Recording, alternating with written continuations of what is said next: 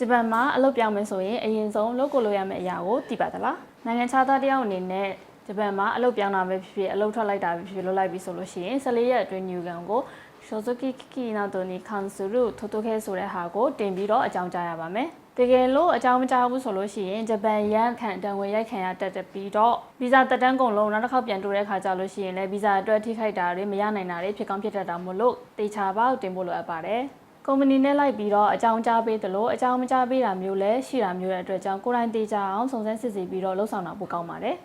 New Gan မှာအလုပ်ပြောင်းတဲ့အကြောင်းကိုဘက်ကနေစပြီးတော့အသိပေးလိုက်ပြီးဆိုလို့ရှိရင် New Gan ဘက်ကနေပြီးတော့ကိုယ့်အလုပ်အမျိုးအစားနဲ့ဗီဇာအမျိုးအစားကိုတရားဥပဒေအရသတ်မှတ်ထားပြီးတော့စီမံခန့်ခွဲဖို့လိုအပ်တဲ့အတွက်ကြောင့်ဖြစ်ပါတယ်။တကယ်လို့အသိမပေးဘူးဆိုလို့ရှိရင်တော့ဗီဇာနဲ့မသက်ဆိုင်တဲ့အလုပ်ဒါမှမဟုတ်လို့ရှိရင်တရားမဝင်အလုပ်တွေကိုလုပ်ကင်နေရလို့ထင်မြင်ချက်ခံရပြီးတော့နောက်တစ်ခေါက်ဗီဇာတက်တန်းတိုးတဲ့အခါမှာအချိန်တိုတိုပဲဗီဇာရတာတွေနှစ်ရှည်ဗီဇာမရနိုင်တာတွေလုံးဝတက်တန်းတိုးလို့မရတဲ့အထိကိုဖြစ်နိုင်ပါတယ်။ New Gan ထိသွားပြီးတော့ကိုယ်တိုင်အကြောင်းကြားတာပဲဖြစ်ဖြစ်